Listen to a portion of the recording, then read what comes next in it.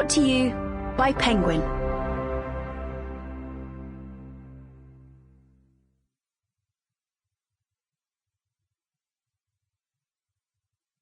Exit, written by Belinda Bauer and read by Tim Mcinnerny. Part 1. Chapter 1. The Job. The key was under the mat, as usual. Felix Pink found the predictability comforting, even if the predictable outcome was death. "Here we go, then," said Chris, putting the key in the lock. Chris talked too much, but Felix never said anything about it.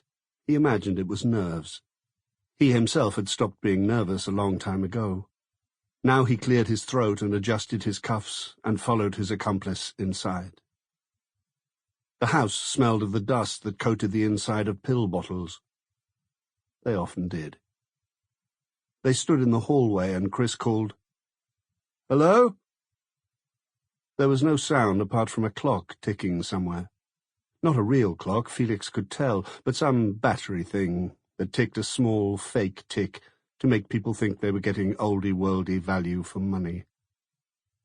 He noticed a piece of paper on the third stair, folded into a little tent, like a place card at a wedding. Upstairs. He picked it up and showed it to Chris, who started up the stairs. Felix took a moment to fold the paper several times and put it in his briefcase. Then he gripped the banister. He was naturally cautious, but when there was a job to be done, it became a conscious effort. Chris was waiting for him on the landing. "Hello?" "Hello?" The answer was small and weak. In the big front bedroom there was a man in bed.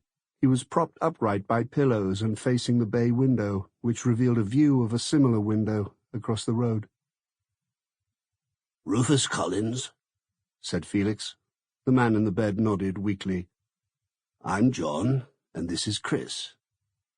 Mr. Collins nodded again, as if he knew why they were there, and then closed his eyes.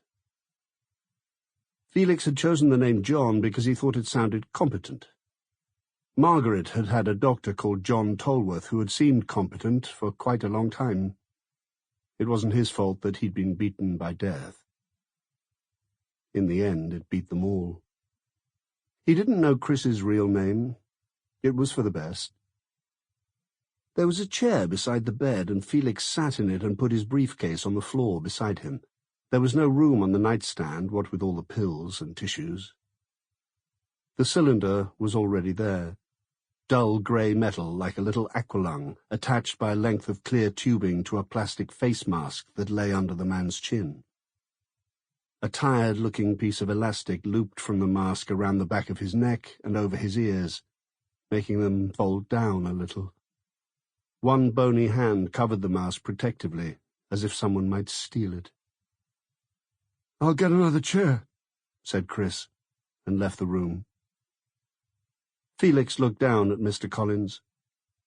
He was old, but probably no older than he was, which was 75.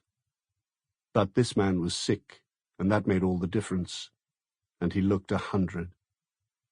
His yellowy skin so stretched across his cheeks and brow that it looked ready to split. His breath rattled in his throat as if he needed to cough, but just didn't have the strength. Chris puffed in with a small wooden armchair and put it down at the other side of the bed with a loud clump. Mr. Collins's eyes opened, and his hand clutched at the mask. "Sorry," said Chris. The sick man closed his eyes again. And then they waited.